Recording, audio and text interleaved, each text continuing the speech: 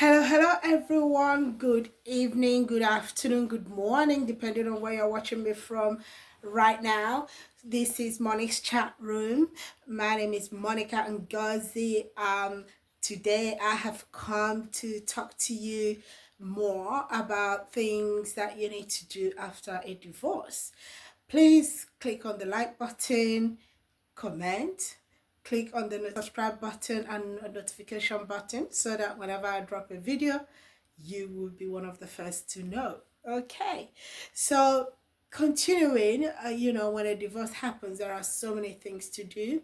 Um, so now I want to talk about more personal things in terms of the finances, you as a person. Um, so just make sure your everything that needs to be shared have been shared. Things like your finances, you just make sure you have your financial order in place.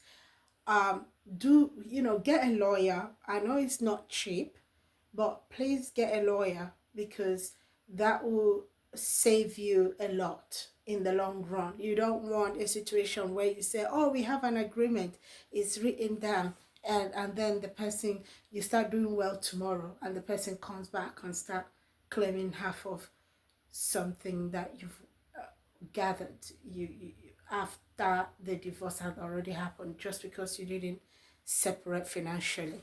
So if you divorcing the union of marriage is one thing, but you also have to divorce financially.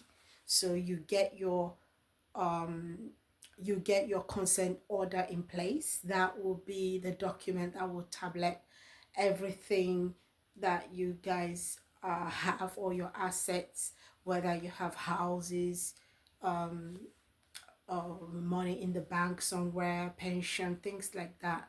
You tablet everything and decide how you're gonna share them, other bills that you have together and things like that. You that consent order will have all the information and how you guys have agreed to share them, and then get a clean break. Get a clean break. A clean break will set you free. I'm telling you, I kid you not. When you get a clean break, no one is gonna come and start claiming your house, or maybe where there are uh, more than one property, they now want to swap around. They want you to go over to a smaller property so that they can take the bigger one. I'm telling you, these are real life situations that has happened. So I'm telling you now, if there isn't any property to share, then it's up to you if you want to go for a clean break or not. Once you have your divorce certificate, you're divorced.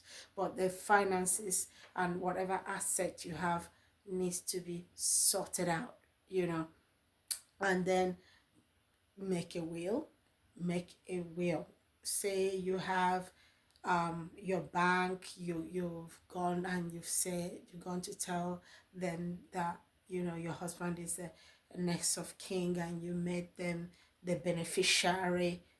Just you go and actually make the person beneficiary. Being next of kin is not necessarily it doesn't automatically make the person a beneficiary, but you've gone to the bank and you named a beneficiary. If it's your husband and you guys are now divorced and you have children, I think it would make more sense if you go and change the beneficiary in all your accounts, or your financial assets, wherever you get them, and whatever assets you have, whichever one is yours, you remove them from his name, because tomorrow he's going to remarry. Tomorrow he's going to have a girlfriend.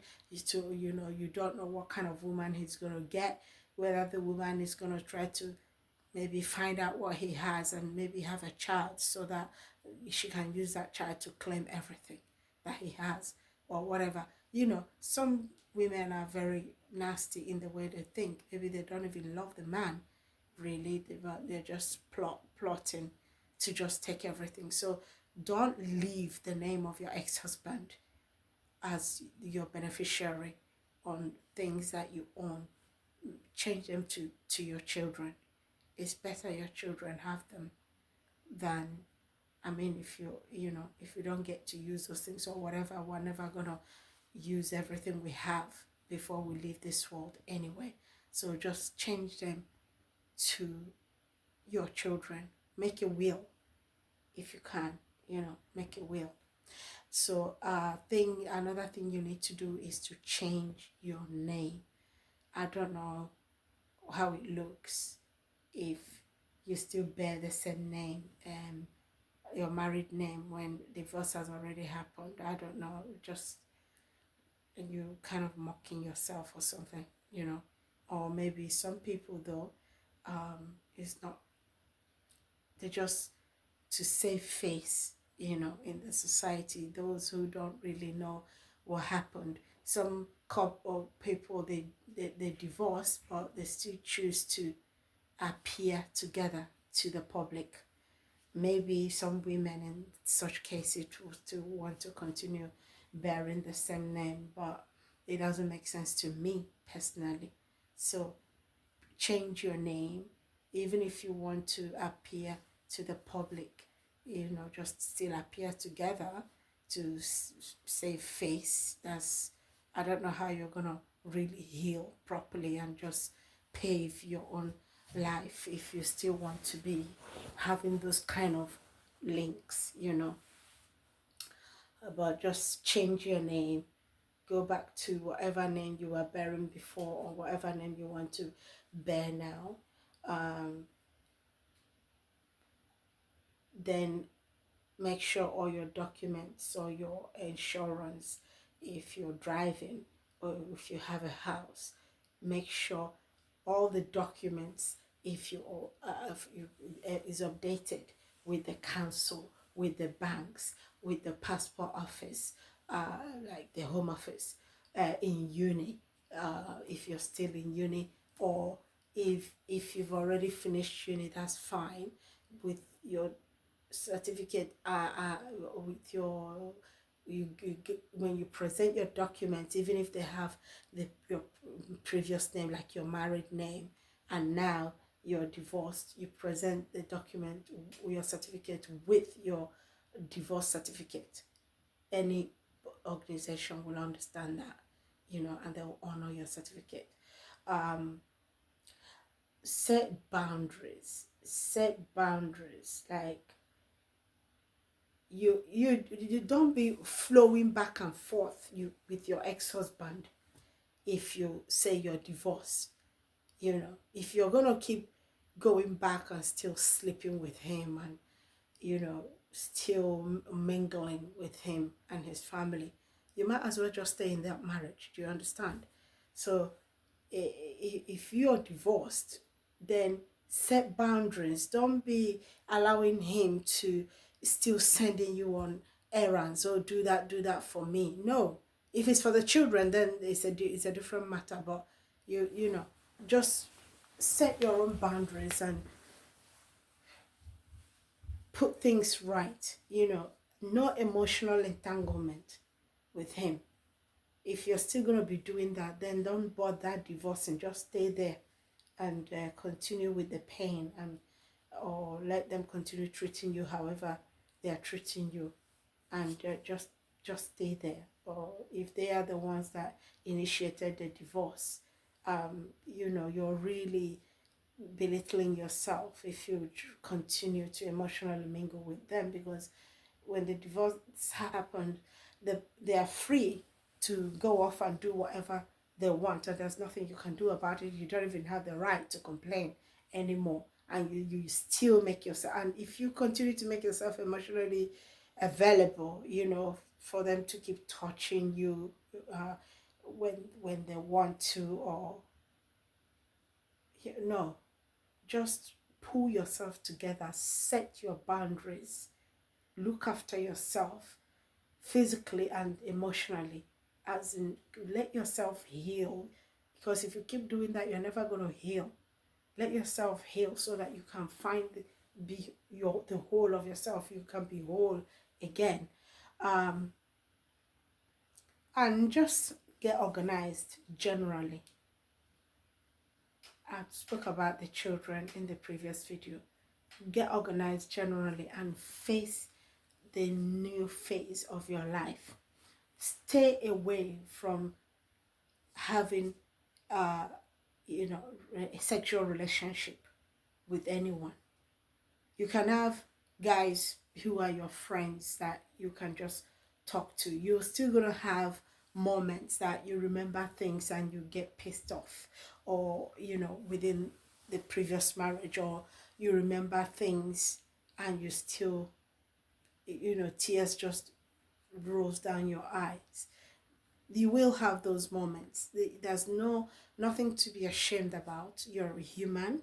You know, if you have those moments, let the emotion flow, because when you bottle things up, then it's difficult to heal. So it's better you just, you know, let the tears flow, and then afterwards you clean your eyes, thank God, and move on. But please, you know, lock your soul with God. Even if you haven't been praying before, start praying then, because all sorts of things will happen, both the spiritual and the physical. You will be getting all kinds of things. Some people will come physically. They will now have the boldness to come and be telling you degrading things that they didn't have the guts to say before. Now they see you, they think you're national cake. You know, some men will come and try to approach you. All of those people, none of them love you. They are just there to, you know, like they say, take their own share. And then they go and discuss you with their friends, what you're like. So don't try it. Close your legs. Pull yourself together. All these financial things I spoke about, there's a lot to do. You know, it's a lot to do. It's not something you go out and you do it and then the next day, the next one. No, some of them take months, if not a year, to round up. So just focus, get yourself together, and know that your children are watching. Do you understand? Your children are watching. If they start seeing one man coming 2 months later, 3 months later, another man is coming again, and you keep telling them this is uncle, this person, the other one is uncle. Meanwhile, you think they don't know who their real uncles are. They know, you know. So you cheapen yourself when you start doing all of those things. First of all, you can't heal. Secondly, you cheapen yourself. Thirdly, you're not teaching the morals that are not there for your children. You're not showing them any morals, you know. And when they pick up on that and start misbehaving, some of them will even be angry because of those kind of behavior, and they don't know how to tell you, but they just start misbehaving because they're seeing all these men coming and going. And if you have a daughter, you don't want your daughter to inculcate that kind of behavior, you know. Or maybe even some of the men might want to try sleeping with your daughter if the child is maybe a teenager or even underage, some pervert that pretend as if they are human beings. You get what I mean? So just stay away from all those things so that you can heal, so that you can teach your children respect, morals, good morals, so that you can sort out your finances and have a clear head. And then for yourself, when you will be ready to date again, however number of years it takes you to heal, you will now have a clear picture of the kind of relationship you want to have, the kind of behaviors that you're not going to tolerate. And you would have made peace with God. If you're a Christian, if you believe in God, you would make peace with God. And it would really, really be more beneficial if you're more spiritually open to God and are more spiritually aware. so that if anything is going on with you or your children on the spiritual level, you will recognize it and you will tackle it accordingly. Okay, so this is where I'm going to stop this video for today. We will continue about other topics around divorce and what happens. Okay, so thank you so much for listening. If you have listened up to this stage, I will talk to you again in few days. Don't forget to like the video and subscribe. Bye bye for now. Real life, real talk at your pace. Monix True, your safe space. Real life, real talk at your pace.